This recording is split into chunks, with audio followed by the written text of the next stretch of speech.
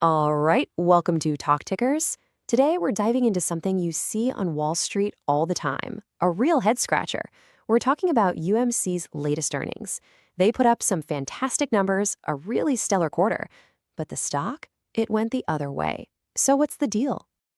Yeah, it's this weird situation. On one side, you've got a blowout quarter, right? Numbers that look great. But then on the other side, the stock just tanks. It's this disconnect that we're going to try and figure out today. So let's get right into it. We're going to unpack the results, take a close look at what the management team had to say, and really try to get to the bottom of why a good quarter just wasn't good enough for the market. Okay, first things first, let's talk about the headline numbers. Because, on paper, this was an incredibly strong quarter for UMC. Really clean. The big number, the one that really jumps off the page, is the earnings per share. I mean, UMC came in at 20 cents. The consensus estimate was only 12 cents, so they didn't just beat it, they absolutely crushed it. That's not just a beat, that's a statement. And it wasn't just on the bottom line either. Revenue came in strong at $1.94 billion, a little ahead of what people were thinking. And that gross margin, almost 30%. You got to understand, for a chip foundry, that is a seriously healthy number. It really speaks to how well they're running the business.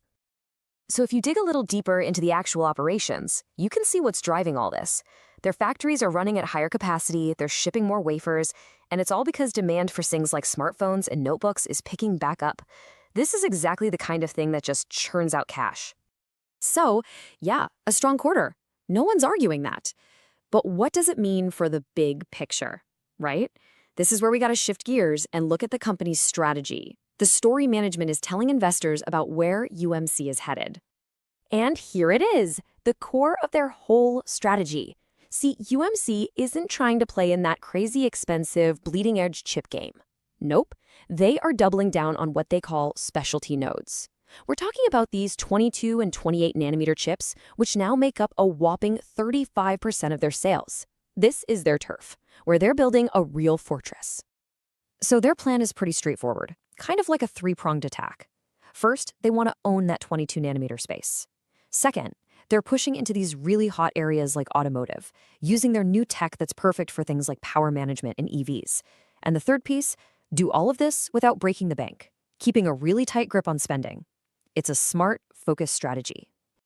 Okay, and now for the part everyone was waiting for, the guidance, the outlook for the next quarter. After a quarter like that, you'd be expecting something really bullish, right? But instead, what did we get? Flat. Basically, management is saying things are going to cool down a bit. Shipments, margins, utilization, all leveling off. And this is where you could almost feel the air go out of the balloon for investors. So here's our puzzle. Great quarter, check. Solid strategy, check. And yet, the stock gets hammered. What gives? Well, the answer isn't just about UMC's numbers. It's about the market's absolutely sky-high expectations. You really have to look at the context here. What was happening before this earnings report came out? While UMC's stock was just kind of treading water, the rest of the semiconductor sector was on an absolute tear, up 13%.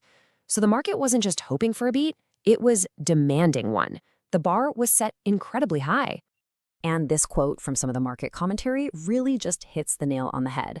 Those good results, yeah, they were already priced into the stock. So investors weren't surprised by the beat. They were disappointed by that flat guidance. They wanted a juicier near-term growth story, and they didn't get it. It just wasn't enough to keep the rally going. All right, so where does all this leave UMC? Let's put it all together and talk about what we think is coming down the pike. So here's our take here at Talk Tickers. We think UMC is probably going to hit its Q4 targets. No problem there. But the stock? It's likely going to be stuck in a holding pattern for a while. What investors are really waiting for is a spark, a sign that this whole specialty node strategy can actually kickstart some real growth again. So all eyes are going to be on 2026, and whether management can deliver on that double-digit growth they hinted at. That is the catalyst everyone is looking for. So when you put it all together, you've got a solid company, a clear strategy, but it's up against a market that's just screaming for more growth right now. We're initiating our coverage with a market perform rating. And just as a final reminder for everyone watching, this analysis is for informational purposes only. This is not financial advice.